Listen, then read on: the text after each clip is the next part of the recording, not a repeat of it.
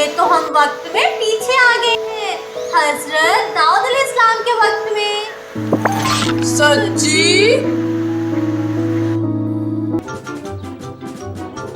हजरत दाऊद कौन है? हजरत दाऊद अलैहिस्सलाम अल्लाह के नबी हैं, बादशाह भी और बहुत अच्छे फैसले करने वाले भी। अल्लाह ताला ने कुरान पाक में भी उनका जिक्र फरमाया है। आओ आगे चलें। वाओ, कितनी प्यारी जगह है। ओ देखो, अल्लाह ने इन्हें 3 अजीम नेमतें अता की, बादशाहत, नबूवत, हिकमत और अदल। कुरान मजीद में अल्लाह ताला फरमाते हैं, तर्जुमा, और हमने दाऊद को ज़बूर अता की।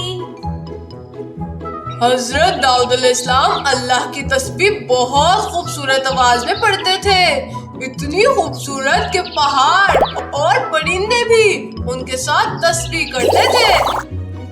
क्या पहाड़ भी तस्बीह करते थे? जी हाँ, अल्लाह ने उन्हें हजरत दाऊद अलैहिस्सलाम के साथ तस्बीह करने के लिए मुसख्खर कर दिया। कुरान पाक में भी फरमाया है, तर्जुमा, बेशक हमने पहाड़ों और परिंदों को उनके साथ तस्बीह करने के लिए मुसख्खर कर दिया था।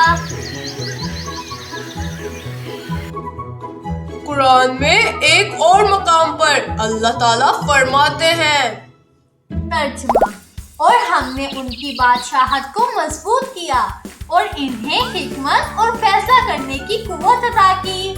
बच्चों, आज के हिस्से में हमने जाना कि अल्लाह ने हजरत दाऊद अलैहिस्सलाम को कितनी नेमतें अता की, किस तरह पहाड़ और परिंदे भी उनके साथ तस्बीह करते थे और अल्लाह ताला ने उनकी हुकूमत को मजबूत बनाया।